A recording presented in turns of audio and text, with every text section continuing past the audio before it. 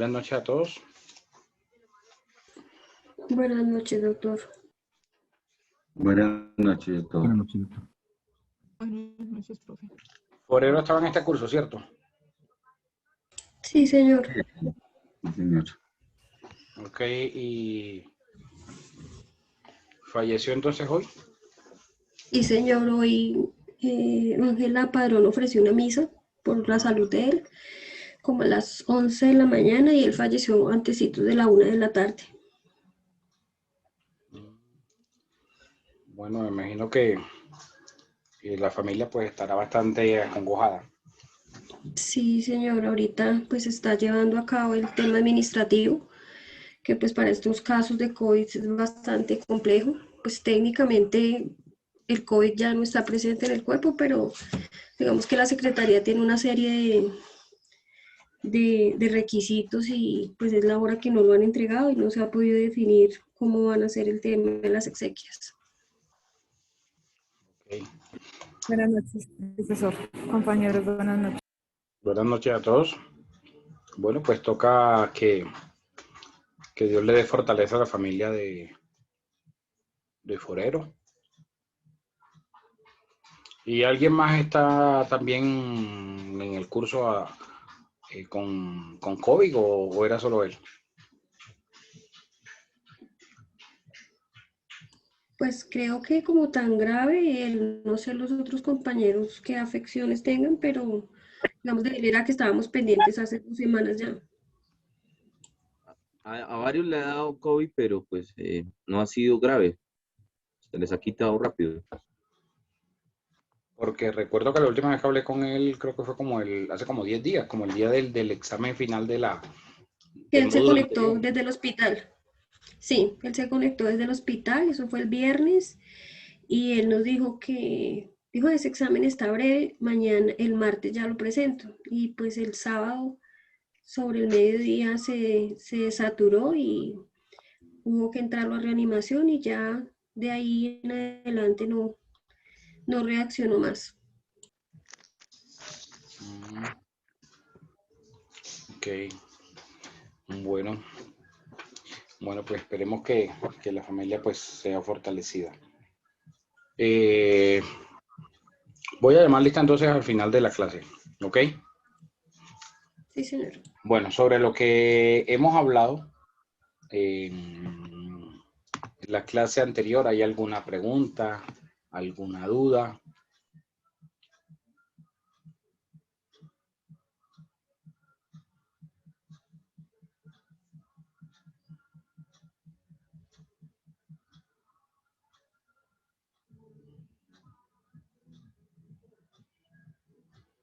¿O todo está claro?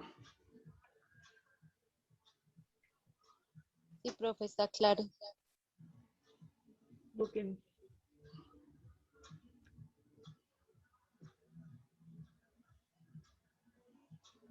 Yo me pongo al día con las grabaciones porque yo no estuve anoche en clase, entonces por eso creo que este fin de semana me adelantaré en todo lo pendiente que hay, profesor. Ok. Profe, hablamos de características y dijiste que hoy íbamos a hablar de fuentes y de algo más.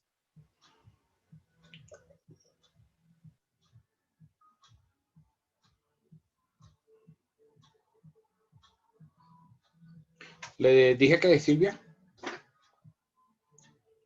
Dijo que la clase de hoy continuábamos con fuentes y algo más. Algo más. Pero no lo anoté. Sí, vamos a hablar sobre las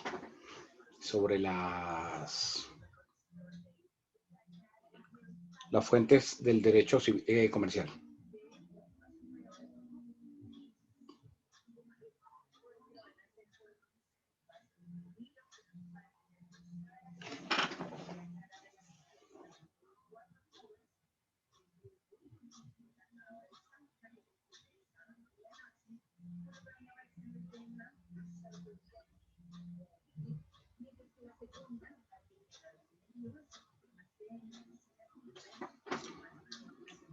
Ok, estaba informando aquí al al grupo de profesores de Derecho la novedad de Johan. Gracias, doctor.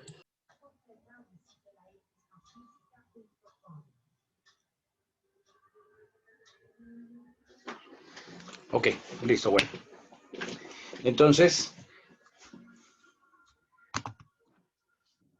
el derecho tiene fuentes. Las fuentes son aquellas formas como el derecho, digamos, se alimenta y pueden resolverse las situaciones o de donde, digamos, van a surgir las normas o las leyes aplicables a los diferentes casos o a cada caso que se presente. En el derecho comercial vamos a mirar que hay unas fuentes que son formales y unas fuentes auxiliares. Vamos a hablar primero de las fuentes formales del derecho comercial.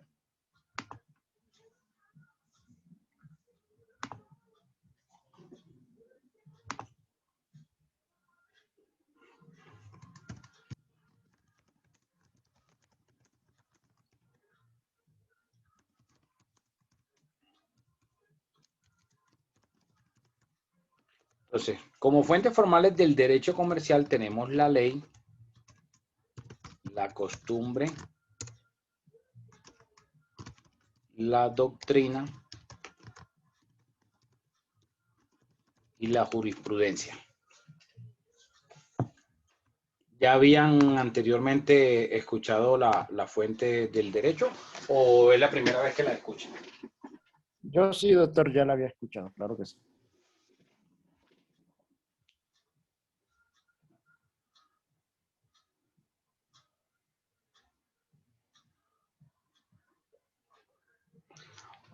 Bueno, supongo que la mayoría no lo habían escuchado.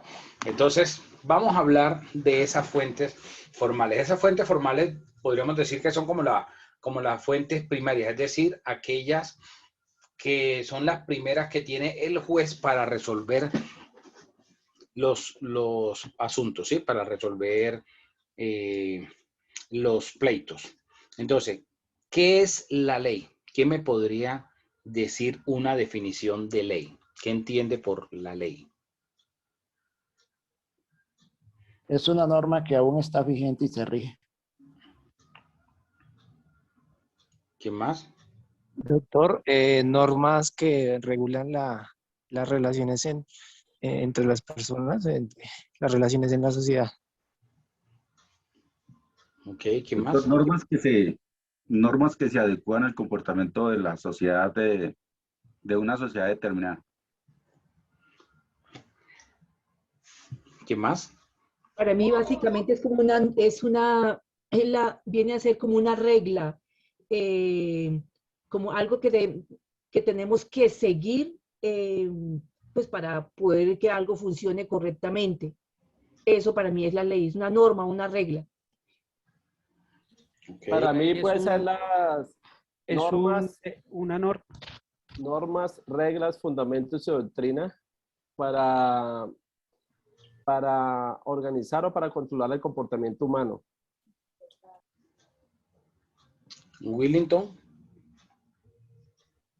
Es una norma que interpone el Estado para regular la costumbre de la gente. Ok.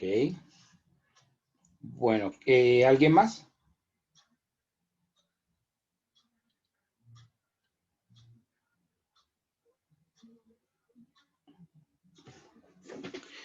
Bueno, entonces podríamos decir, digamos que una definición, pueden haber muchas definiciones de la ley. Algunos pueden mencionar que la ley es aquellas normas que se encuentran dentro del ordenamiento positivo. ¿A qué se refiere que la norma sea positiva o el ordenamiento positivo? A lo que existe en los códigos, ¿ok? A lo que está escrito. Porque no podríamos hablar de normas o de leyes que no están escritas. Y el artículo, por ejemplo, 230 de la Constitución Política nos habla de las decisiones, de cómo toma las decisiones el juez. Y dice que el juez está sometido al imperio de la ley. Significa que entonces el juez no puede ir a aplicar una norma, una ley que no esté escrita, que no haya sido previamente expedida. Entonces, eso en cuanto a un concepto amplio de la ley. En materia contractual, podría decirse que la ley, según el 1602 del Código Civil, el artículo 1602 del Código Civil, el contrato es ley para las partes. ¿Qué significa eso? Que dentro de un contrato, cualquiera que sea el contrato, dice el Código Civil, ese acuerdo de voluntades, ese acuerdo entre las partes, es lo que va a ser exigible en el momento que haya un incumplimiento y es lo que el juez va a tener en cuenta para resolver. Y aquellos vacíos que las personas no hayan, digamos, tenido previstos dentro de ese acuerdo de voluntades, entonces serían suplidas o serían llenados esos espacios por la ley positiva, por aquellos principios generales del derecho en caso de que la norma o el contrato no esté regulado, como los contratos indominados o atípicos. Entonces ahí el juez aplica en esa interpretación esos principios generales del derecho civil que establece el Código Civil. Entonces, eso en cuanto a la ley como tal. Pero resulta que la ley tiene una clasificación. No sé si ustedes han escuchado la pirámide kelseniana o la pirámide de Kelsen. Sí, ¿Se han profe, sí lo he escuchado el término? escuchado. Sí, Entonces, profe, sí, claro. esa pirámide de Kelsen pues nos trae como una jerarquía de las leyes, una jerarquía de las normas. Y entonces, ¿cuál está en la cúspide? En el primer lugar, la Constitución política. Esa es la norma de normas. Pero resulta que el bloque de constitucionalidad está al nivel de la Constitución política. Digamos como en ese primer escalafón. ¿Y qué es el bloque de constitucionalidad? El bloque de constitucionalidad son aquellos tratados que ha firmado el Estado colombiano y que han sido ratificados a través de una norma. Entonces, esos tratados, ese bloque de constitucionalidad está al mismo nivel de la Constitución política. Me imagino que ustedes debieron haber escuchado en Constitucional que hay 3 teorías frente al tema de los tratados, ¿sí? Hay una donde los tratados están por encima de la Constitución, otros donde los tratados están por debajo de la Constitución y otros donde está al mismo nivel de la Constitución. En el caso de Colombia, los tratados, el bloque de constitucionalidad está en el mismo rango de la Constitución política. O sea, los tratados suscritos y ratificados por el gobierno colombiano no están ni por encima ni por debajo de la Constitución política. Eso en cuanto al primer escalafón o la cúspide. Por debajo de la Constitución política se encuentran las leyes estatutarias. ¿Cuáles son las leyes estatutarias? Las leyes estatutarias son aquellas normas donde se regulan derechos, ¿sí? De una forma general, donde se establecen los parámetros. Por ejemplo, no sé si ustedes habrán escuchado que esta semana el Congreso aprobó una reforma a la Ley Estatutaria de Administración de Justicia, a la Ley 270 de 1996, que había sido modificada por la Ley 1285 del 2009, aunque nunca mencionan pues esa reforma del 2009, pero la 270 de 1996 es la Ley Estatutaria de Administración de Justicia. ¿Qué significa eso? Que son los principios o son esas bases que se tiene dentro del sector justicia para el desarrollo o la aplicación de la justicia y el funcionamiento de la misma como tal. Pero ya en el 2015 o 2016, en el gobierno de Santos, también se hizo una ley estatutaria del sector salud. ¿sí? Y de ahí, de esas leyes estatutarias, pues se desprenden otras leyes que van ya a, digamos, a cumplir o a regir determinados aspectos ya más puntuales. Asimismo, existen las leyes orgánicas, que están por debajo de las estatutarias, donde también son normas que regulan diferentes sectores o un tema en específico. Por debajo de estas están las leyes ordinarias. ¿Cuáles son las leyes ordinarias? La mayoría de las leyes que expide el Congreso. Ustedes ya saben que el Congreso de la República está conformado por el Senado de la República y la Cámara de Representantes. Entonces, esas normas que se pide por el Congreso son leyes ordinarias. La mayoría, el 95% son leyes ordinarias. Últimamente o en los últimos días, me imagino que han escuchado la aprobación de algunas leyes como que puede ponerse de acuerdo en la pareja para el orden de los apellidos cuando van a registrar al menor, que la reducción de la jornada laboral, que pasa de la jornada máxima de 48 a 42 horas, lo cual me parece que está bien, ¿sí? Esas son leyes ordinarias. Por debajo de esas leyes ordinarias están las ordenanzas departamentales. ¿Cuáles son las ordenanzas departamentales? Las que se expiden en las asambleas departamentales. La asamblea departamental es como si fuera el Congreso, pero del departamento, donde están los diputados. Nosotros aquí en Bogotá no elegimos asamblea, porque Bogotá es como si fuera un departamento aparte, como si fuera otro departamento. Nosotros no votamos ni por gobernación de Cundinamarca, ni por asamblea de Cundinamarca. Entonces, por eso, Bogotá es un departamento aparte. Somos 33 departamentos, incluido el Distrito Capital. Los 32 departamentos más el Distrito Capital. Seguramente que cuando se habló de Distrito Capital, pues era copiándose del sistema norteamericano de Washington, D.C. Pero Washington, D.C. significa Distrito de Columbia. Y el Distrito de Columbia es un estado más, ¿vale? O sea, como si fuera un departamento aparte. Entonces, esas ordenanzas departamentales están debajo de las leyes ordinarias y debajo de las ordenanzas departamentales están los acuerdos municipales o distritales. ¿Quiénes expiden los acuerdos municipales o distritales? Los consejos.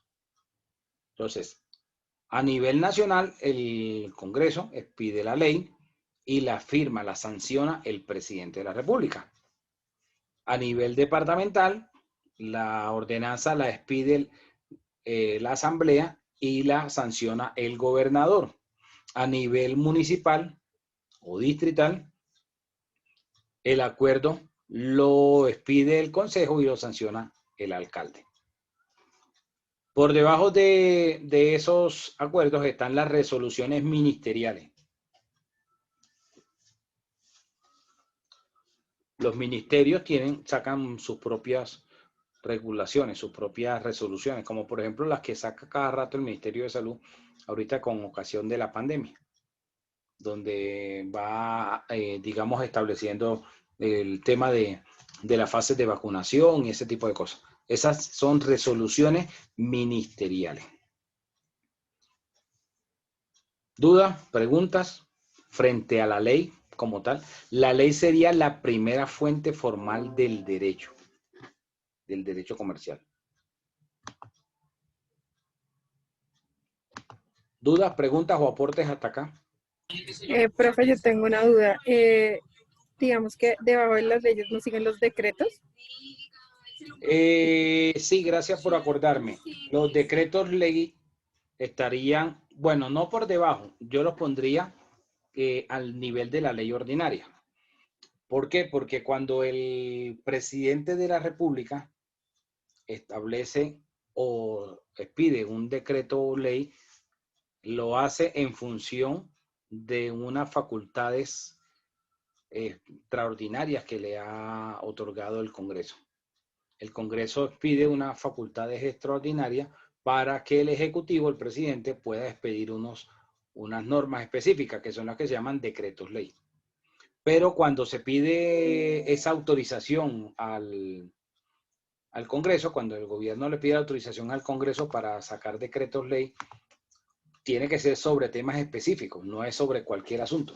Tiene que decir previamente sobre qué materias se va a dictar esos decretos ley. Entonces, estaría, por ejemplo, al rango de la ley ordinaria. El Código de Comercio, por ejemplo, es un decreto ley. El decreto ley 410 del 71. El Código de Procedimiento Civil, que fue el anterior al Código General, que era el decreto 400 de 1970, también fue un decreto ley. El que regula el estatuto notarial, el decreto 960 del año 70, también es un decreto ley. ¿Alguna otra pregunta, duda, comentario, aporte? Pues doctor, buenas noches. Yo me quedé con la duda de que de la asamblea.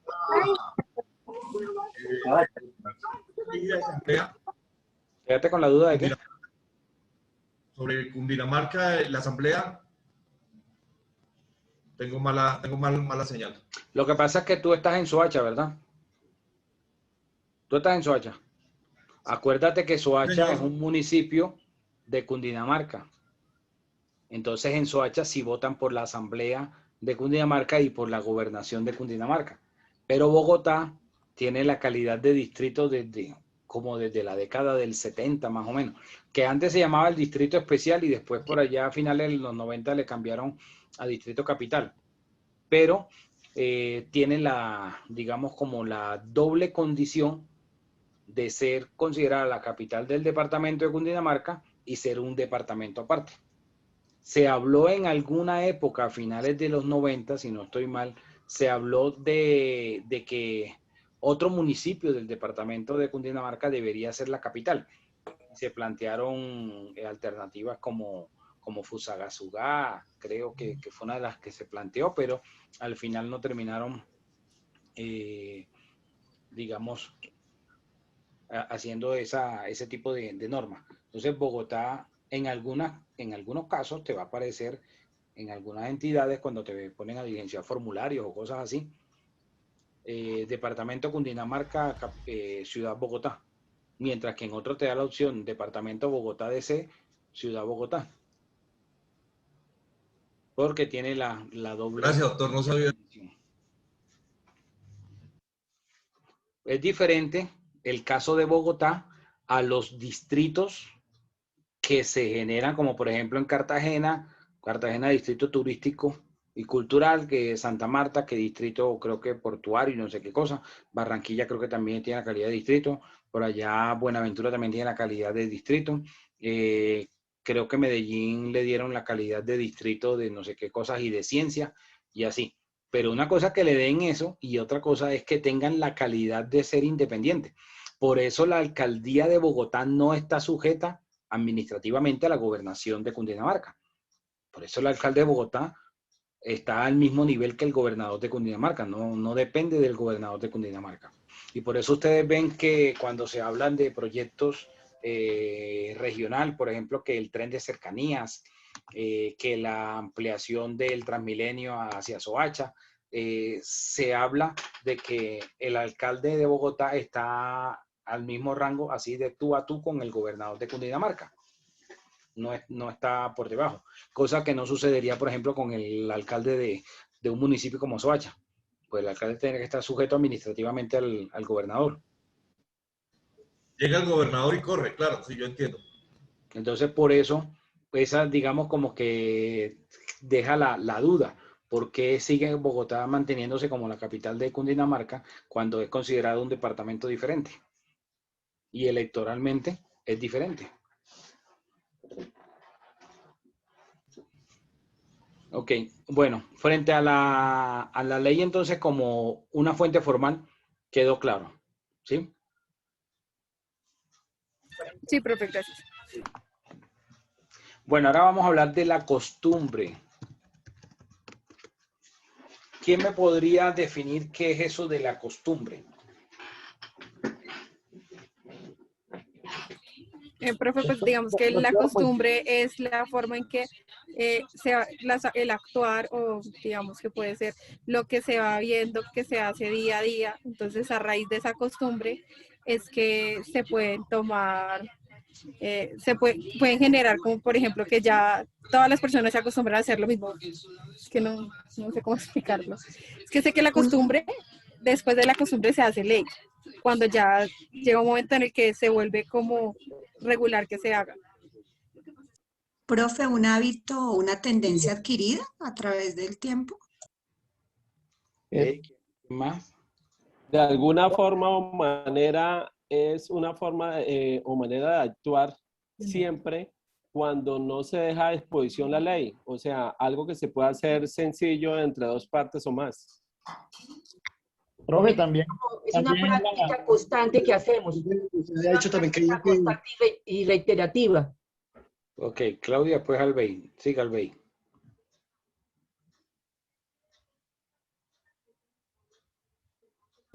Profe, pues sí, es la práctica que se repite y se aplica reiteradamente y colectivamente frente a un hecho, o sea, algo que es relativo, que se lleva a través de los días, los hechos en una sociedad. Leonardo. Leonardo, era que te levantando la mano, ¿sí? Sí, buenas noches, disculpen. Sé que ya, no sé si fue ayer que me escuché que estaba hablando de la costumbre que se daba en el tema comercial, ¿no? De los comerciantes. ¿Sí? Entonces, es más que todo sobre ese tema de la costumbre que no hay una norma que lo regule, entonces tomamos la costumbre como norma, ¿correcto? ¿O estoy... Pero ya después vamos a ver eso. Más es como una definición así de que entenderían por la costumbre. Alguien que me busque el artículo 3º del Código de Comercio. Y otra persona que me busque el artículo 6º. A partir de hoy vamos a usar todos los días el Código de Comercio. Así que ojo porque no pueden dejar el Código de Comercio. Profe, ya tengo el artículo 3º. Es como cuando ustedes, bueno, yo sé que ahorita no están saliendo a la clase porque pues estamos de forma virtual, pero cuando volvamos a la presencialidad es como si ustedes fueran para la universidad y llevan la sombrilla, llevan el paraguas, porque como no saben si va a llover, bueno, así igualito debe ser con el Código de Comercio, todos los días cargarlo. Ay, no les recomiendo comprar esos códigos chichipatos de 5.000, porque esos códigos no tienen una buena redacción. Es mejor entrar a Google, a la página del Senado, y ahí buscar la ley e imprimir entonces lo que se vaya a estudiar del código. Listo, Luz Mari, ¿lo tiene? Artículo 3º. La costumbre mercantil tendrá la misma autoridad que la ley comercial, siempre que no contrarie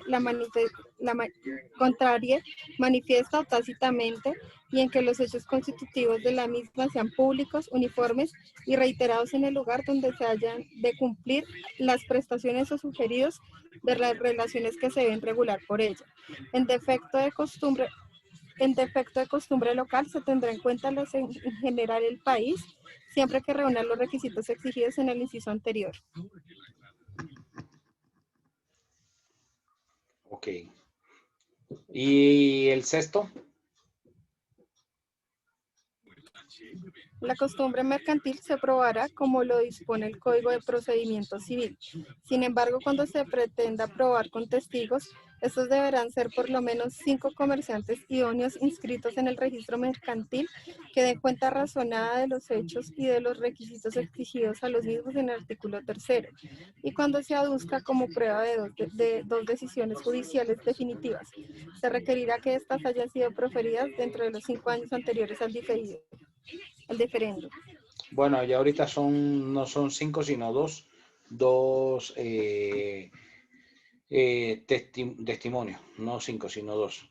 Fue modificado con el Código General de Proceso. Bueno, entonces, si ustedes miran, en el artículo 3º prácticamente nos la define.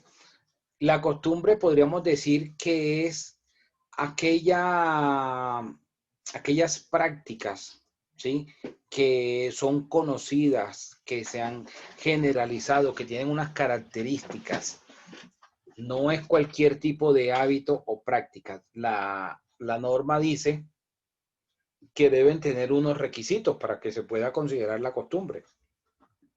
¿Y cuáles son los requisitos para considerar que es costumbre? Entonces, podríamos decir que los requisitos de la costumbre es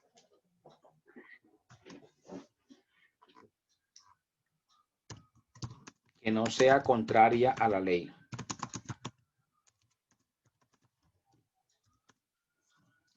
Que sea uniforme.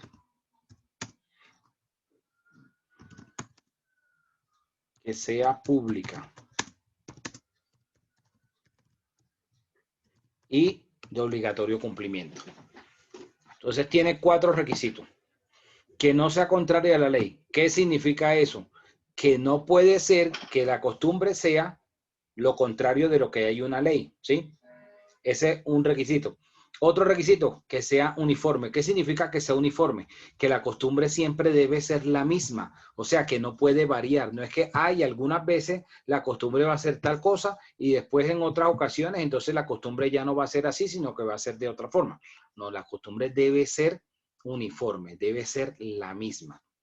Que sea pública. ¿Qué significa que la costumbre sea pública? Que sea conocida por todos. Es que, ay, yo no conocía esa costumbre, entonces como yo no la conozco, no voy a aplicar esa costumbre. Y la costumbre debe ser de obligatorio cumplimiento. Voy a poner un ejemplo a ver si ustedes entendieron.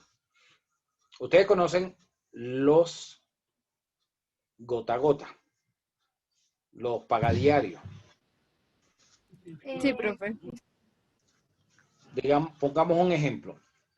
Una persona, el prestamista, entrega 100.000 pesos y el deudor le va a devolver esos 100.000 pesos en 30 días. Entonces le va a decir, usted va a pagar estos 100.000 pesos de a 4.000 pesos por día durante 30 días. Es decir, al mes son 120.000 pesos. En ese ejemplo, podríamos decir que es uniforme. No, doctor, ahí hay usura. No, ojo, que si es uniforme, es decir, que los prestamistas, los que utilizan ese tema, Sí, es uniforme. Sí, es uniforme. sería uniforme, porque es la misma y no varía. público. Sería de conocimiento público, o sea, la gente lo conoce, sabe cómo funciona ese sistema. También, doctor, claro. Sí, señor. Exacto, ¿verdad? Es obligatorio el cumplimiento de la forma como se pacta ese pago, que debe ser diario durante X número de días hasta que se completa el pago de capital e interés, ¿verdad? Es obligatorio. Sí, claro, claro. Sí, doctor. Ahora, Hasta con la vida. y podríamos decir que esa práctica estaría ajustada a la ley. ¿O sería lo contrario? No, en contra de la ley. Hay ilícita. Es contrario a la ley, ¿por qué? Porque la ley dice que hay unos niveles de usura. Los niveles de usura están establecidos por el Banco de la República. El Banco de la República, que es la autoridad monetaria, establece mensualmente, el último viernes de cada mes, a través de las reuniones de su junta directiva, las tasas de interés para el mes siguiente y establecen entonces unos topes, unas tasas, y se certifican a través de la superintendencia financiera. Entonces, no se puede superar los intereses establecidos para el respectivo periodo de tiempo por la autoridad monetaria. Si se supera, se comete un delito que se llama usura, que está penado en el Código Penal. Está castigado en el Código Penal. Entonces, si nosotros vemos la práctica del pagadiario o de gota a gota, no es costumbre por el detalle de que va contra la ley. Del resto cumpliría los otros requisitos, ¿verdad? Entonces, solo por ese requisito que no cumple, no podría considerarse que sea una costumbre mercantil. Eso también sería, ahí cabe, doctor, como el mercadeo ilegal de los estupefacientes, ¿cierto? Eso es diferente porque no se puede ¿Te pidieron comercializar hamburguesa? esos ¿Para bienes todos? porque están prohibidos. Ley 30 del 86.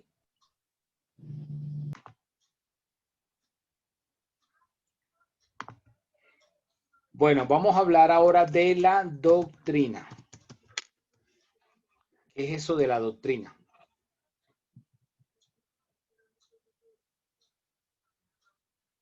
La doctrina es cuando se pronuncian abogados que tienen alto conocimiento en un tema. Por ejemplo, Valencia Sea. ¿Sabe quién fue Arturo Valencia Sea? Él es un doctrinante en derecho civil. Exacto. Pues he escuchado algunas cosas de él en mis clases. Un catedrático de la Universidad Nacional. De hecho, yo leí hace poco en la Universidad Nacional que estaban haciendo una reforma al código teniendo en cuenta o inspirados en la doctrina del doctor Valencia Sea. Lo que pasa es que Valencia Sea tenía un proyecto por allá en la década del 90 de hacer un código de derecho privado, de unificar el código civil con el código de comercio. Pero pues nunca vio la luz ese proyecto de unificación. Después por ahí se ha hablado del tema, pero mientras no haya algún doliente, algún padrino político en el Congreso, pues no va a ver la luz, así de sencillo. Bueno, la doctrina se entiende como esos conceptos emitidos por los estudiosos del derecho. Por ejemplo, pueden ser tratadistas como los autores, o puede darse también que se genera una doctrina probable a través de las diferentes sentencias que pues se puedan emitir sobre un mismo aspecto, sobre un mismo punto. La doctrina es diferente a la jurisprudencia, porque la doctrina no está ligada solo a pronunciamientos de autoridades judiciales. La doctrina va a ser esos conceptos de los estudiosos del derecho. Cosa diferente a la otra fuente que es la jurisprudencia. ¿Quién me puede decir qué es la jurisprudencia? ¿Qué entiende por jurisprudencia? Las jurisprudencias son los fallos proferidos por las altas cortes. ¿Alguien más? Son conjuntos de resoluciones judiciales emitidas por los tribunales. ¿Alguien más? Doctor, ¿una jurisprudencia puede decirse que es una defensa hacia algún proceso? La jurisprudencia son ese conjunto de sentencias que se emiten sobre un mismo punto de derecho por diferentes despachos. No necesariamente está ligado a que sean las altas cortes, de que sea, por ejemplo, la Corte Suprema. Hay jurisprudencia también emitida por los tribunales superiores de distrito judicial. Lo que pasa es que es mucho más fácil conseguir en la web, por ejemplo, sentencias en las páginas o en los motores de búsqueda de sentencias de la Corte Suprema de Justicia o sentencias de la Corte Constitucional o sentencias del Consejo de Estado, a conseguir sentencias del Tribunal Superior de Distrito Judicial de Bogotá, por ejemplo, o del Distrito Judicial el Distrito Judicial o los tribunales de Distrito Judicial de Cali, de Medellín, ¿sí?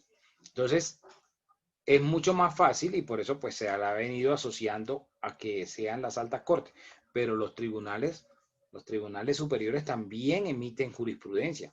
Que no sea tan fácil de pronto conseguirse los fallos para poderle demostrar al juez, porque resulta que cuando uno invoca la jurisprudencia en un proceso, es para hacerle ver al juez, oiga, no patee la lonchera. Pero resulta que si yo le invoco al juez municipal, le invoco lo que dice la Corte Suprema, no le hace ni cosquilla. ¿Por qué? Porque el superior del juez municipal va a ser el del circuito. y el superior del circuito va a ser el magistrado de la sala del tribunal. Entonces, si yo al juez del circuito le invoco la forma como piensa el superior de él, te digo, oiga, mire que su superior, los magistrados del tribunal superior, que son los que van a revisar lo que usted decida, frente a esto, piensan de esta forma. En tales sentencias han dicho tal cosa. Ahí le estoy diciendo, ojo, que no patee la lonchera. Esa es una forma o algo que a veces los abogados no analizamos. De que le invocamos al municipal una sentencia de la Corte Suprema. Sí, listo, es la máxima autoridad, la Corte de cierre en materia civil o en justicia ordinaria. Pero de que la decisión que tome ese juez municipal vaya a llegar a la Corte, posibilidades ninguna. Entonces, pues ahí no le hacen ni cosquilla. Entonces, los tribunales superiores también emiten jurisprudencia. Entonces, la jurisprudencia sería esa sentencia. No sé si ustedes aprendieron a sacar las líneas jurisprudenciales en argumentación. No. Siempre repasamos y siempre es importante volver a repasar este tema porque... Pero vieron cómo se lee una sentencia y qué es, por ejemplo, si yo le pregunto, ¿qué es la ratio decidendi? ¿Qué es la razón del legislador? ¿Qué es el obiter dicta? La sentencia. El obiter dicta es toda esa paja que el juez habla en la sentencia, ¿sí? Y porque si ustedes analizan una sentencia, la sentencia puede tener 40, 30 hojas. Y de hecho las altas cortes no bajan una sentencia de 30 hojas. Entonces ustedes la ven larguísima. Y cuando uno va ya al punto, al caso concreto, de las 40 o 50 hojas, por ahí si acaso 2 o 3 hojas son sobre el caso concreto. El resto es puro obiter dicta, que en tal sentencia se dijo tal cosa, que tal autor dice tal cosa, y así, ¿sí? Todo eso es obiter dicta. Y la ratio decidendi es la razón de ser. Es decir, como poder sacar en un resumen de toda la sentencia en una frase. No es la parte resolutiva de la sentencia. La motivación. Leer toda la sentencia de principio a fin y decir en una sola frase cuál es la ratio decidendi, o sea, cuál fue la razón de esa decisión que se tomó en esa sentencia. Entonces, cuando hablamos de las líneas jurisprudenciales, tomar la ratio decidendi de varias sentencias sobre el mismo punto de derecho, claro, en diferentes casos, ¿no? Y puede ser por diferentes magistrados. Ahí hablamos entonces de la línea jurisprudencial. Entonces, la línea jurisprudencial, por ejemplo, les voy a poner un ejemplo. La línea jurisprudencial que tiene la Corte Suprema de Justicia frente al tema de la prescripción adquisitiva de dominio ordinaria, o sea, cuando hay un justo título, la línea jurisprudencial de la Corte Suprema es que como título, como justo título, se tiene solo la escritura. O sea, si hay un contrato de promesa por escrito, como ordena la norma, ese contrato no es un justo título. Esa es la línea jurisprudencial de la Corte Suprema de Justicia frente a lo que considera como el justo título en una prescripción adquisitiva de dominio ordinaria, donde se aplica un término menor para presentar la demanda. Entonces, para yo poder llegar a la conclusión, la Corte Suprema considera que justo título en este tipo de procesos es solo la escritura pública. Entonces tuve que haberme leído varias sentencias de la Corte Suprema sobre la prescripción adquisitiva, mirar la ratio decidendi para poder decir la línea de ellos, la línea jurisprudencial es esta, frente a ese tema. No sé si quedó claro. Sí, profe. Profe, esa es como la Parto de la motivación. presunción que ustedes ya vieron eso. Ya sabe, profe, digamos, por ejemplo, una sentencia de unificación podría ser también. Sí, claro. Pero en la sentencia de unificación lo que hace es que te trae a colación lo que se dijo en varias sentencias sobre ese mismo punto, y las sentencias de unificación solo las dicta la Corte Constitucional. Acuérdense que la Corte Constitucional tiene dos tipos de sentencias: las sentencias C y las sentencias T. Las sentencias C, por ejemplo, que son las sentencias de constitucionalidad, ¿sí? Cuando se presenta una acción de constitucionalidad contra una ley o contra parte de una ley, y las sentencias de tutela, que son aquellas que llegan a la Corte Constitucional como órgano máximo de la jurisdicción constitucional, de las acciones constitucionales como la tutela, y que terminan tomando decisiones sobre determinados derechos fundamentales, como por ejemplo el derecho fundamental a la salud, el cual, por cierto, no se encuentra en la Constitución. El derecho fundamental a la salud ha sido desarrollado por la Corte Constitucional a través de la sentencia, pero si ustedes van y buscan un artículo de la Constitución que diga que el derecho a la salud es un derecho fundamental, no está. Porque los derechos fundamentales de primera generación o los primarios están del artículo 11 al 41. Por eso muchos, cuando meten una tutela, entonces le invocan que está en riesgo la vida. Le ponen el derecho a la vida.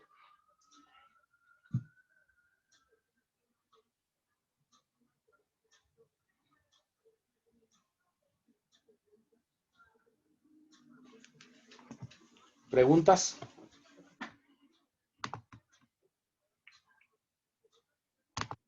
Bueno, esas son entonces las fuentes formales.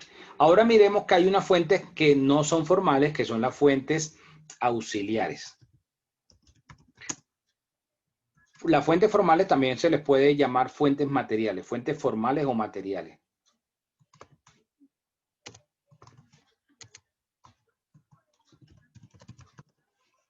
A las que acabamos de ver.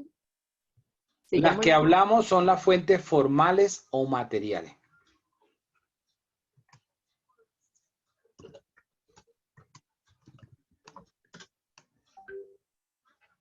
Pero cuando estábamos hablando aquí que yo le dije a usted el primer día que habló sobre la costumbre comercial, le estaba escuchando muy claro que usted decía que es algo que hay que, pues, es como una orden. Pero en el negocio de nosotros, ese es el problema, que como no está reglamentado, como no está en ninguna parte dice que hay que seguir esa norma, entonces muchas veces a nosotros, cuando hacemos un negocio de finca raíz, nos tumban la comisión o nos pagan menos porque no Pero nos eso pagan. porque no saben cómo exigir el derecho. Lo que pasa es que nosotros creo que la actividad nuestra está desamparada. Llevamos mucho tiempo tratando de que a través de una ley se establezca que los que manejamos todo el tema inmobiliario seamos personas que seamos reconocidas, igual que como los evaluadores. Anteriormente cualquiera podía ser evaluador. Después de la ley que hubo hace 2, 3 años, ya en ese momento cualquiera no puede firmar un avalúo. ¿Por qué? Porque lo van a sancionar, porque está cometiendo prácticamente un delito. Y eso es lo que estamos tratando, que se pueda, que esta ley que se está gestionando en el Senado tenga esa validez para que no, a través de una costumbre comercial que se la hicimos al cliente, no nos estén bajando las comisiones cuando nos sentamos a hablar con un cliente sobre cuánto es lo que vamos a negociar en la venta de un inmueble. Por eso la costumbre comercial, yo estaba muy pendiente de esa parte. Tranquila que todavía no he hablado de la costumbre. No, ahorita cuando habló, pues la explicación que dio ahorita sobre la costumbre comercial. Yo sé que esto es más profundo, pero sí le estaba poniendo mucho cuidado a esa porque pues me toca el bolsillo, entonces hay que ponerle mucho cuidado a eso. Y ahora vamos a hablar de la costumbre ahora más adelante, y vamos a tener un taller el día lunes, del cual van a tener un fin de semana para que no solamente lean las columnas dominicales, sino también para que hagan una tarea de buscar costumbres para un taller que vamos a desarrollar el día lunes. Pero eso les digo ahora más adelante. Ok, profesor, gracias. Entonces, las fuentes auxiliares. Como fuentes auxiliares tenemos la analogía, la equidad y los principios generales del derecho. ¿Qué es eso de la analogía?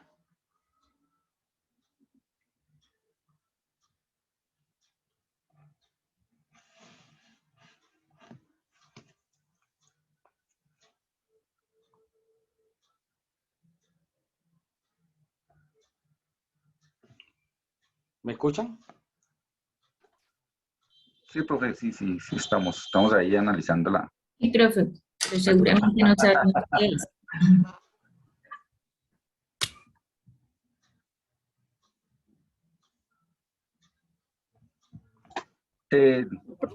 ¿Podría ser la comparación con otras normas que no están escritas en las normas colombianas, sino internacionales o de otro país?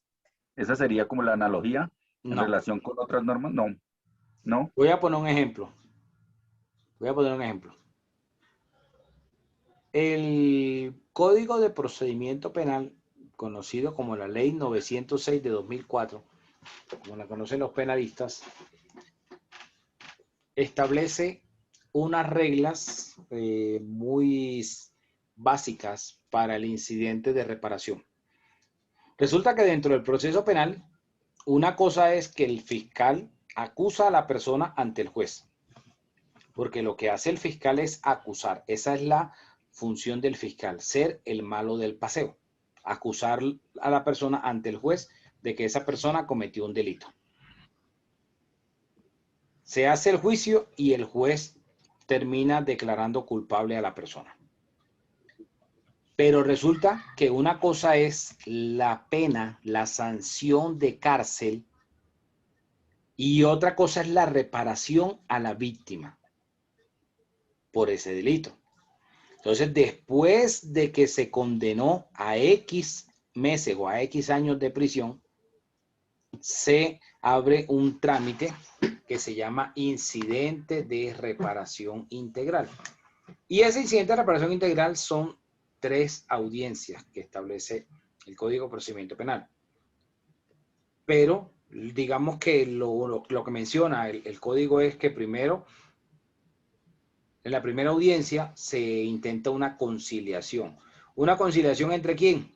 Entre esa persona que fue condenada, o sea, quien cometió el delito y fue condenado, fue sancionado, y la víctima. Si no conciliaron, frente a la reparación económica, la reparación material, viene entonces una segunda audiencia en la cual se va a demostrar las cifras que la víctima esté pidiendo.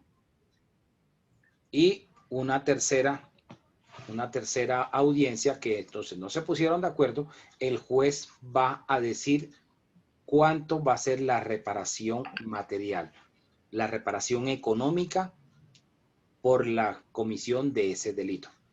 Pero resulta que el código no establece, el Código de Procedimiento Penal no establece, digamos, como las reglas que debe tener en cuenta el juez para poder determinar ese daño, para poder determinar cuánto es el valor económico. Entonces, ¿qué tiene que hacer el juez? El juez tiene que ir a mirar en la legislación administrativa o en la legislación civil qué reglas se han establecido para determinar el daño y poder establecer una cifra económica como reparación. Entonces, eso es analogía.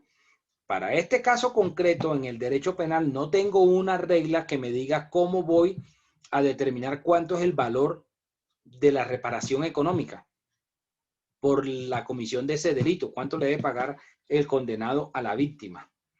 Entonces, como yo no tengo aquí en la legislación penal unas reglas para determinarlo, me voy a la legislación administrativa o a la legislación civil, que sí tienen reglas establecidas de cómo se va a determinar la reparación, y aplico las reglas que están en esa otra jurisdicción.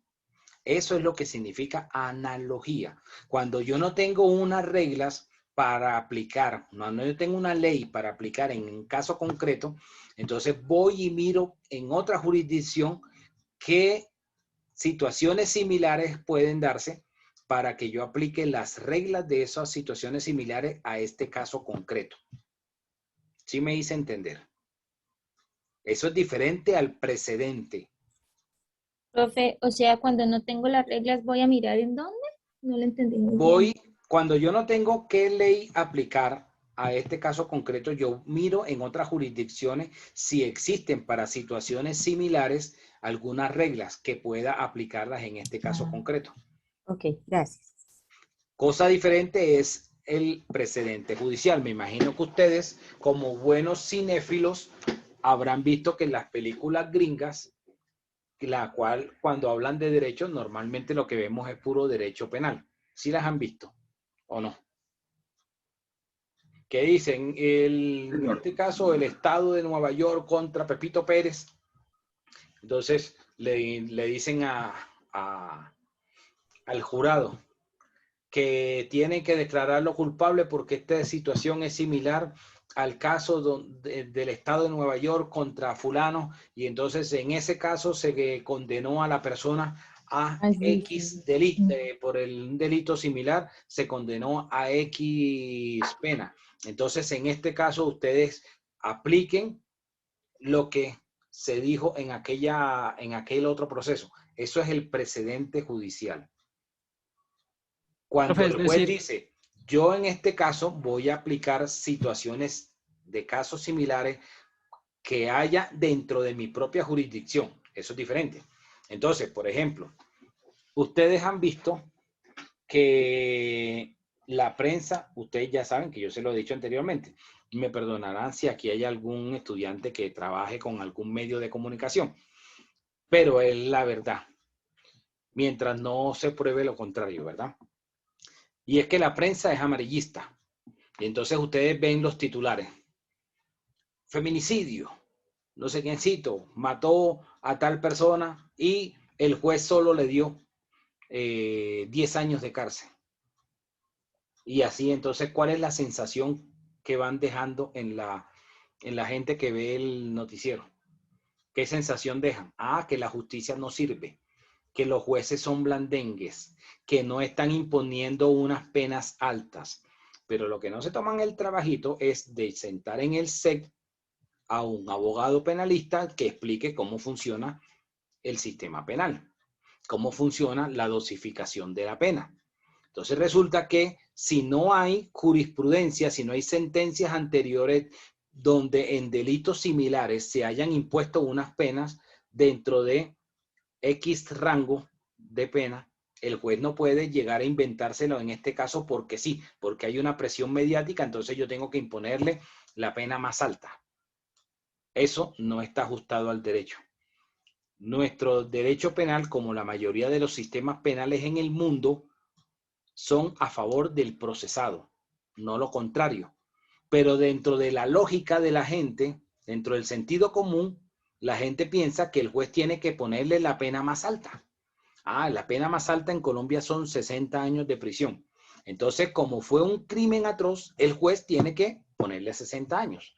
Pero resulta que cuando el juez va y mira qué precedentes, o sea, qué sentencias hay de casos similares por delitos, por el mismo delito que haya cometido otra persona, no hay sentencias tan altas. Entonces no puede el juez decir, ay, yo voy a hacer la excepción y yo le voy a zampar 60 años.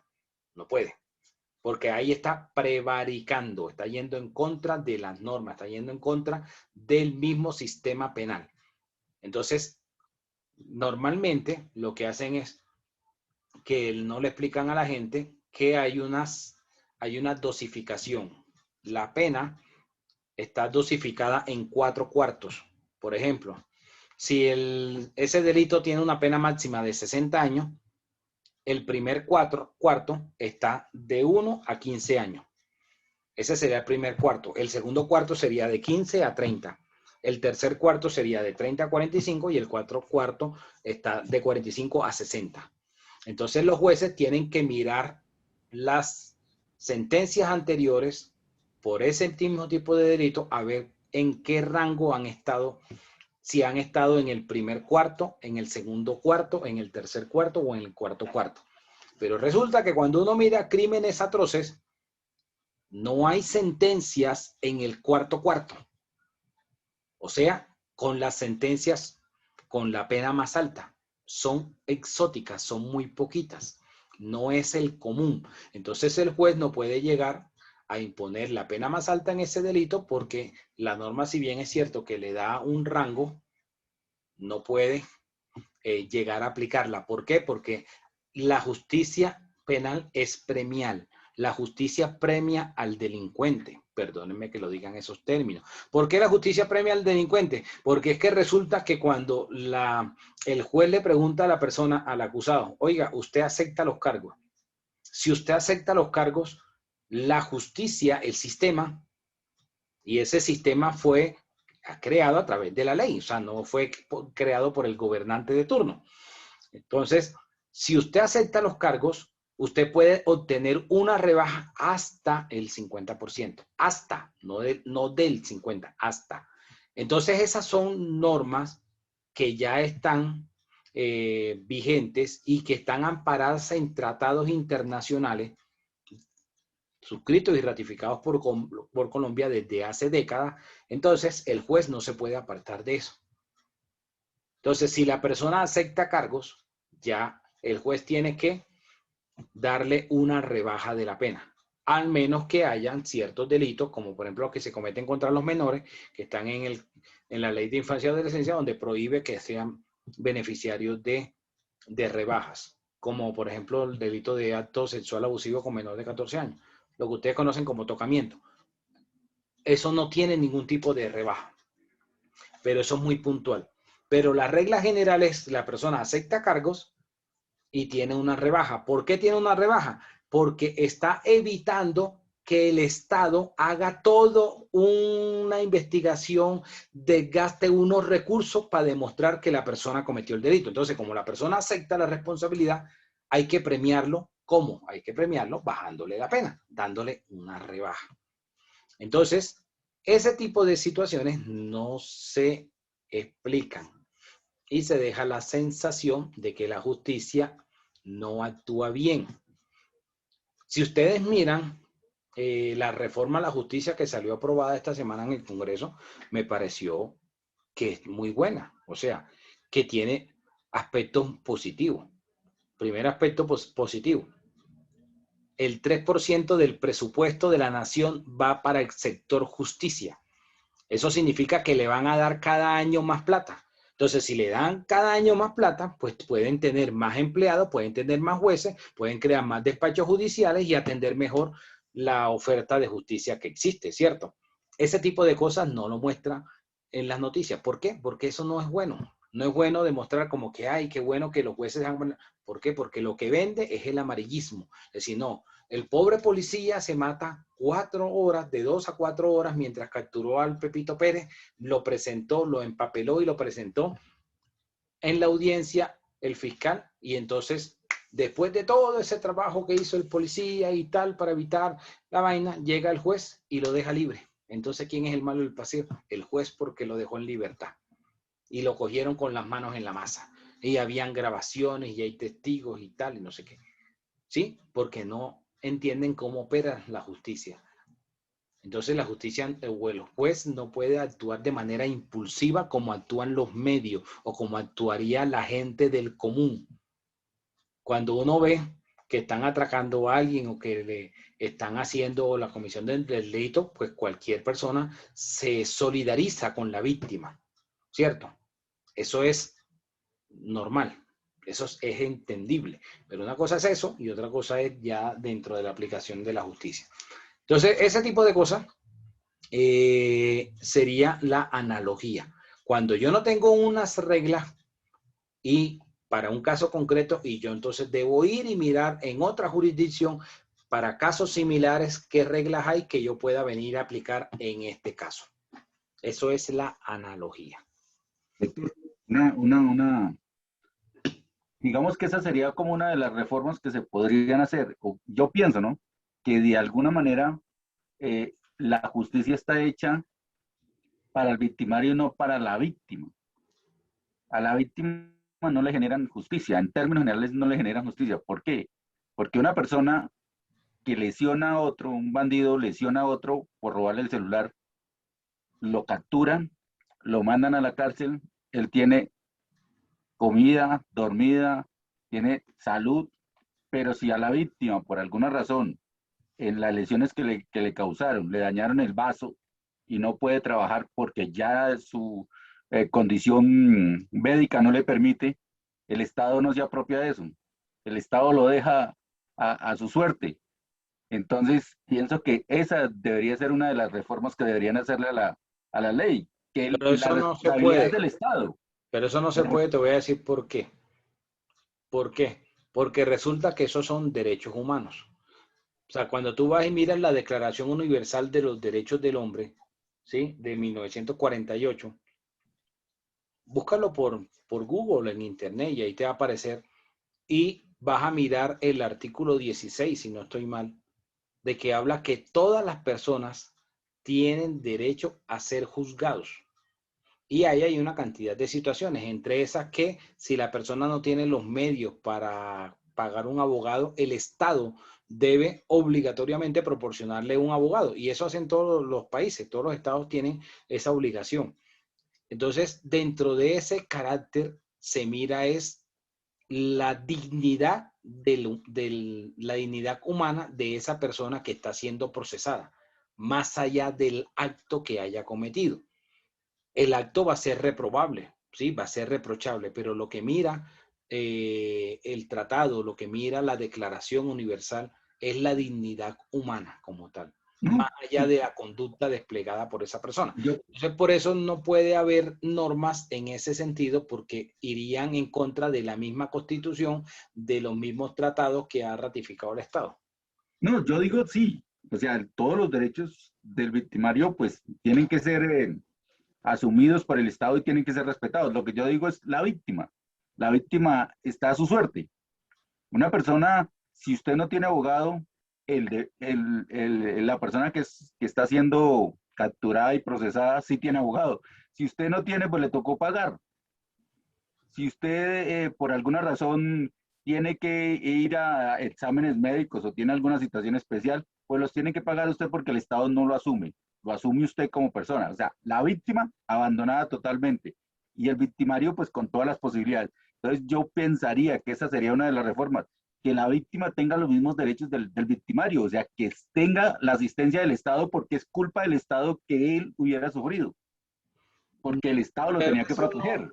Eso no puede pasar así porque, eso no puede pasar así, viejo Chucho. ¿Por qué? Porque es que resulta que, digamos, la atención que tendría que darle el Estado a la víctima, para eso tiene unos mecanismos. Cuando la víctima ha sido agredida, ¿qué es lo primero que hace el fiscal? Cuando recepciona la denuncia, lo manda a medicina legal.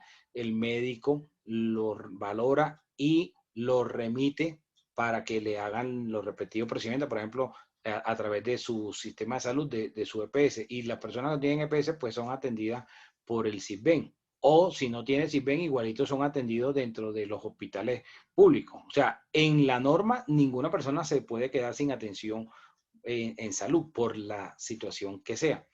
Y es lo que de pronto hemos ganado, digamos, o hemos avanzado en que se hayan ido acabando los famosos paseos de la muerte si la persona no tenía afiliación al SISBEN o a una EPS, ¿sí?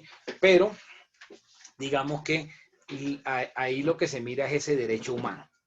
Ese derecho humano, y se mira que la víctima, digamos, primariamente lo que tendría más importancia para la víctima es que se le pueda sancionar al agresor, que el agresor pague por la conducta cometida.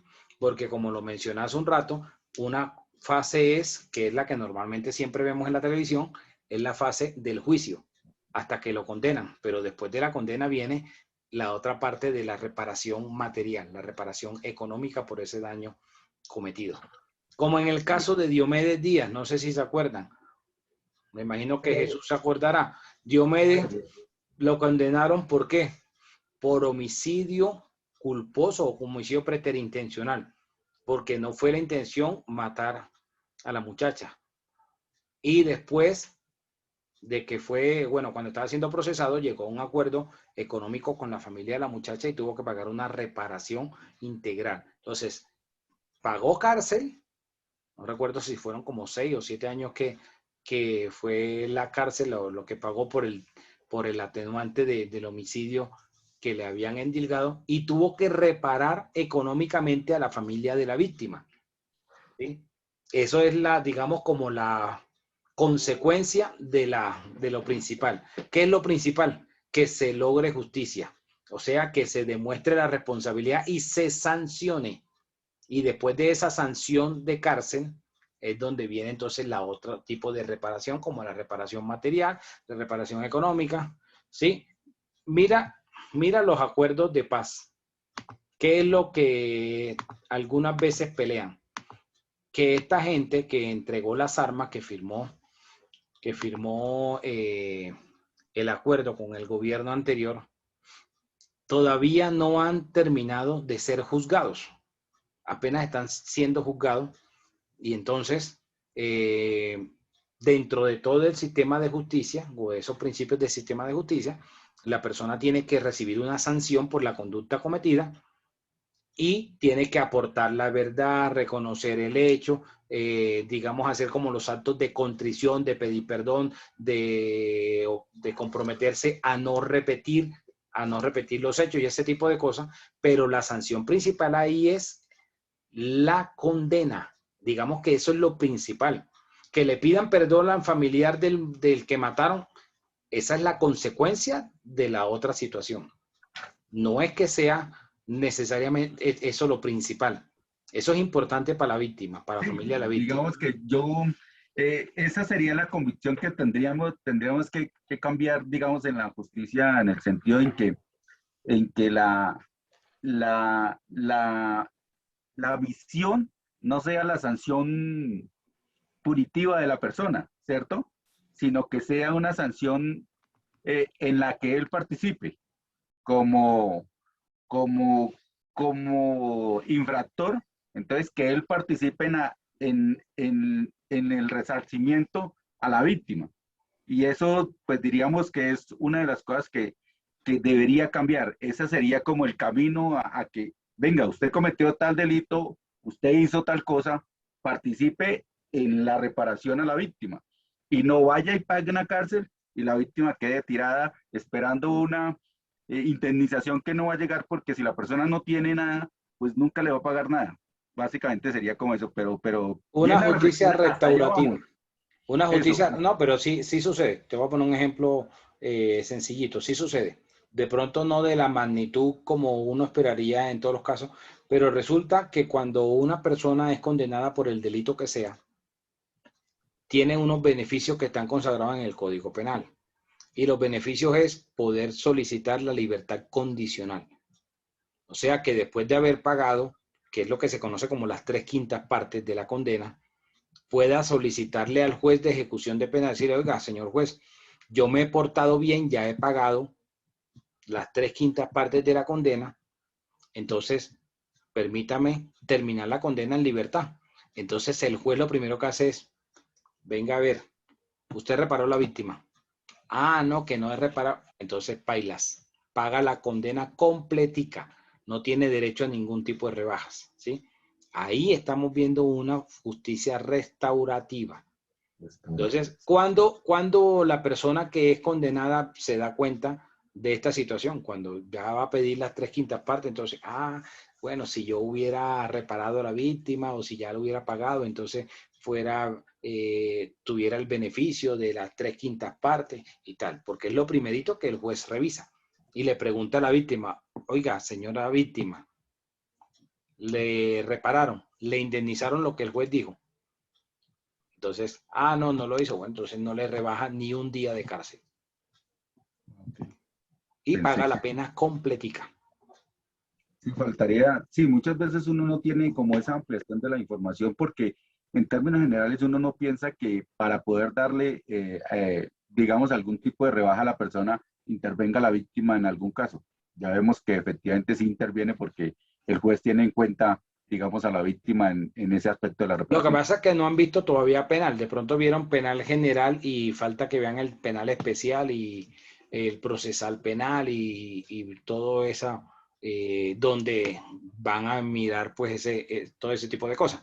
Pero sí hay un protagonismo de la víctima. Solo que en las dos fases que tiene el proceso penal, la primera, que es el juicio, el papel protagónico lo tiene es la fiscalía como representante del Estado.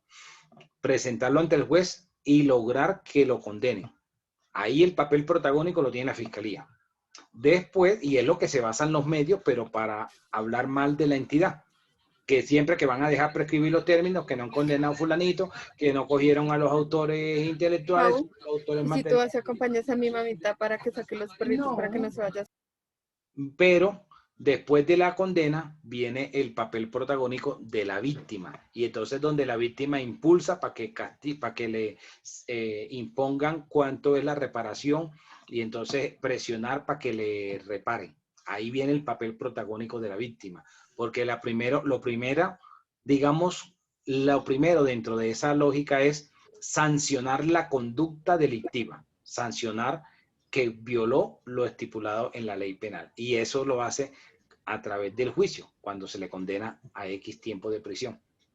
Que es lo que siempre han venido peleando los que no estaban de acuerdo con lo que se firmó en La Habana. De que esta gente no ha sido juzgada y que de una vez recibieron de premio unas curules en el Congreso. Eso es lo que pelea. Decir, oiga, no estamos diciendo que no reciban ningún tipo de beneficio, pero primero vayan y den la cara, primero sean juzgados y después sí participen en política. Ese pequeño detallito es todo lo que ellos han argumentado. Bueno, Wilfredo, y sigo con... Muy amable, muchas gracias. Doctor, ¿qué función tiene el fiscal ante un proceso de lesiones personales o una denuncia en fiscalía? El fiscal es el que acusa a la persona por el delito que sea. La fiscalía hace parte del ejecutivo, no es de la rama judicial. Por eso que digan que el fiscal es un fiscal de bolsillo, eso es digamos, una burrada, por decirlo de alguna forma, porque resulta que el fiscal depende del ejecutivo, el fiscal no es de la rama judicial. ¿Por qué? Porque lo que hace el fiscal es ser el representante de la sociedad y acusar, y quien va a resolver es el juez. O sea que en este caso el abogado de víctima se tiene que entender inicialmente con el fiscal. Claro. Sí, pero el abogado de víctima lo que hace es estar, digamos, como coadyuvando, apoyando lo que haga la fiscalía, porque la fiscalía es la que tiene la actuación. Pero bueno, eso después lo verán en penal, que después salió una ley de procedimiento penal abreviado, donde la fiscalía como titular de la acción puede, bajo ciertos parámetros, cederle la acción penal para que directamente la víctima acuda ante el juez y acuse y tal. Pero eso es algo que está en pañales, eso está en la norma hace como 4 años, pero eso está en pañales, eso no se ha desarrollado lo suficiente. Bueno, la equidad, ¿qué es la equidad? La equidad es un principio de derecho o una fuente auxiliar del derecho, y la equidad es darle a cada cual lo que le corresponde.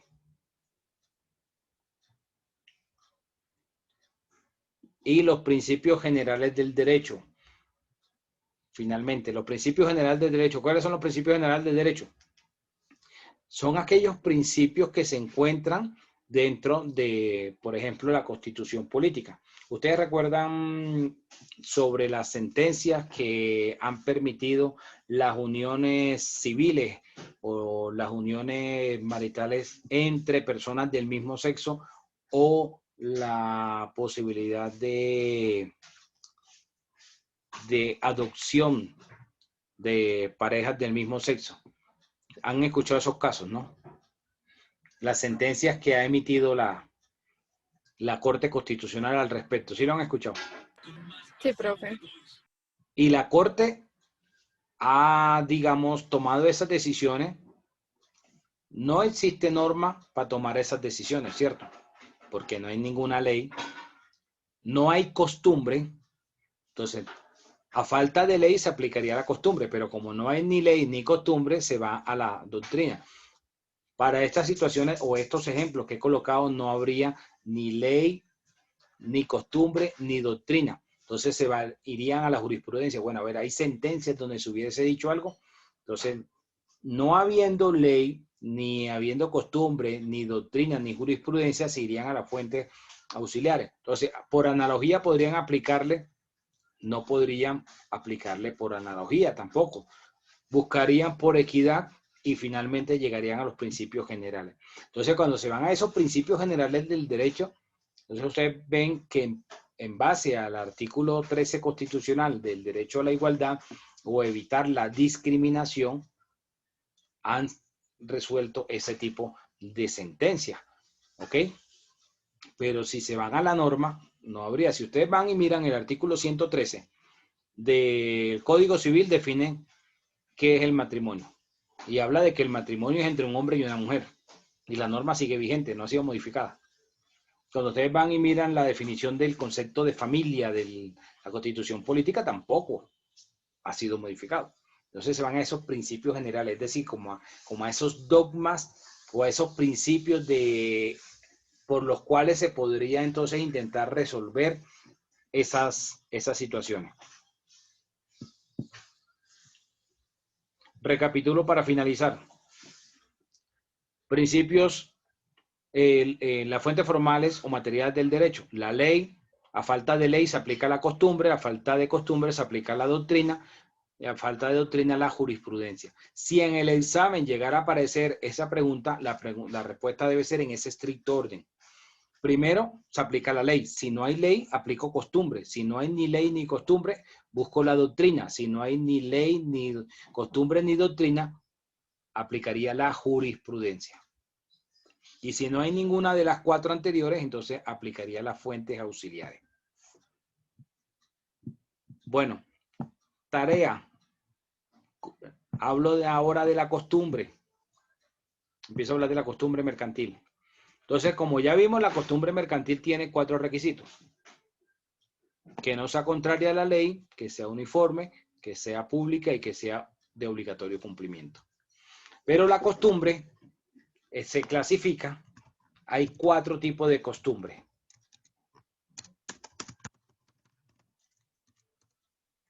Costumbre local. Costumbre nacional o legal. Costumbre extranjera y costumbre internacional. ¿Cuál es la costumbre local? La costumbre local es la que se aplica en un sitio, por ejemplo, en una ciudad o municipio o en un departamento. La costumbre local, un ejemplo de costumbre local.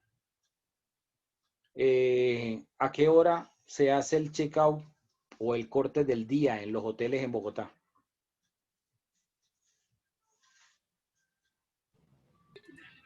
A las 2 de la tarde. A las 12 2 de la tarde, profe. Entonces, la costumbre mercantil en el sector hotelero para el corte del día o el check-out es a las 2 de la tarde. Significa que si Wilfredo Zárate abre un hotel en Bogotá, no puede decir, no, yo voy a aplicar el corte del día a las 3 de la tarde. No puede, porque la costumbre es a las 2 de la tarde. Entonces, todos deben respetar la costumbre porque la costumbre es como si fuese la ley. ¿Ok? Esa es la costumbre local. En San Andrés, el corte del día o el check-out va a ser a otra hora. Ellos pueden decir, el corte del día va a ser a las 3 de la tarde. ¿Sí? En otra ciudad pueden decir, por ejemplo, o en Pasto pueden decir, no, el corte del día va a ser a la 1 de la tarde.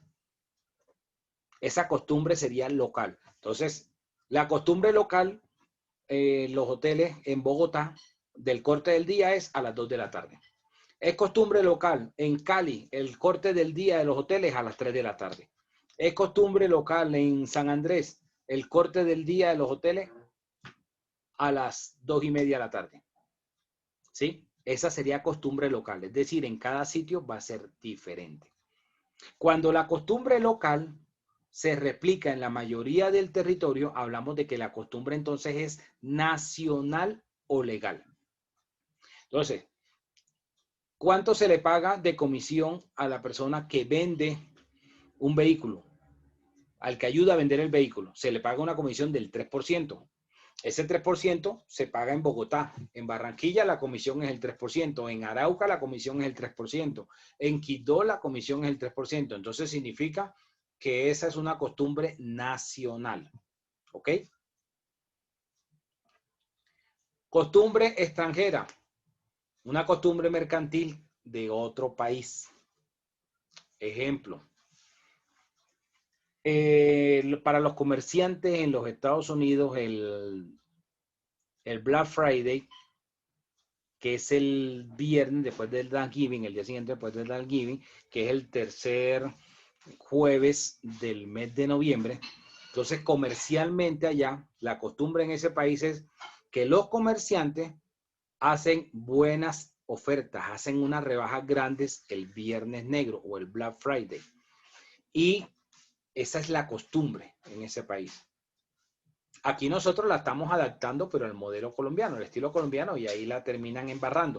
¿Por qué? Porque el concepto del comerciante en el Black Friday es abrir, despertarle el apetito consumista de fin de año a la persona. Es decir, abrir la temporada de diciembre con esas grandes ofertas, con esas grandes rebajas para que la gente se vuelva loca y empiece a comprar para la temporada de fin de año.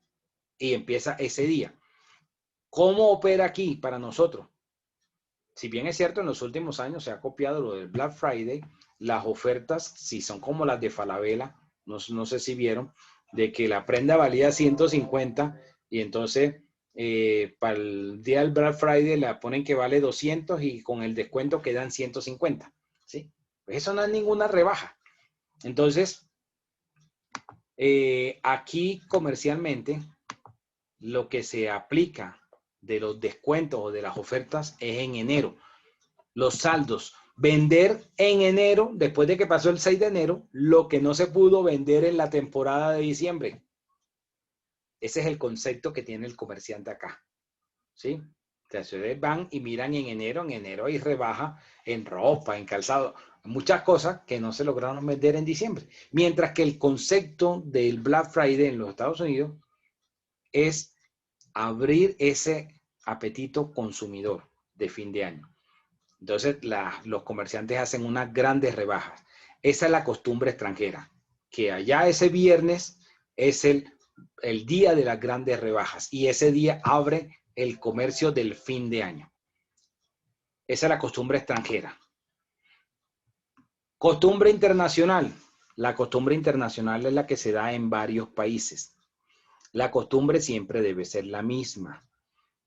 Costumbre internacional, por ejemplo, la celebración del Día de la Madre, el segundo domingo de mayo. En el hemisferio occidental, el Día de la Madre se celebra el segundo domingo de mayo.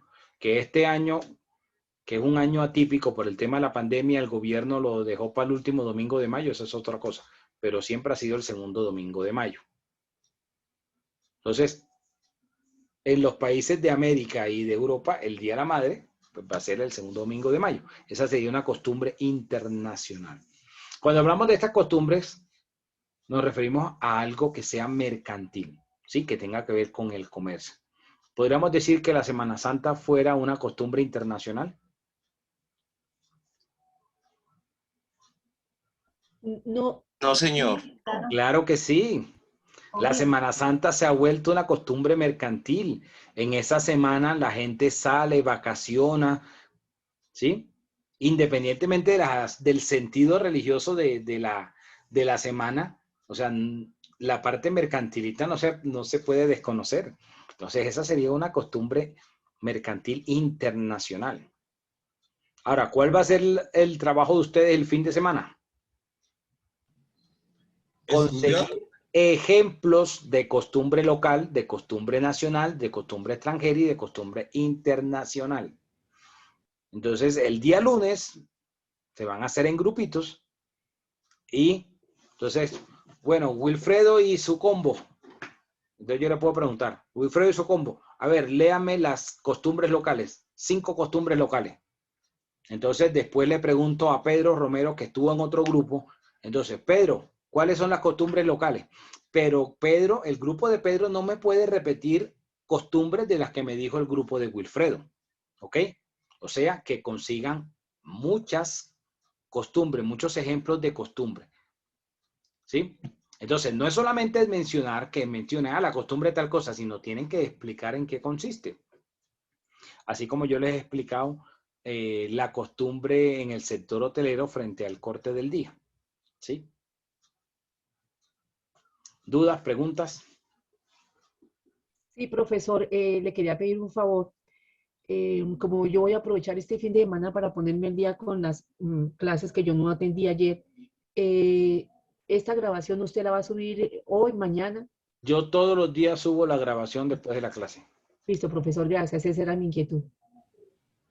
Doctor, qué pena interrumpir. Voy a enviar los grupos los voy a dejar tal cual los habíamos acordado en los anteriores, en la anterior clase. Algunos quedaron de 14, se los voy a compartir, Doc, para que hablemos sobre esos mismos grupos y pues ya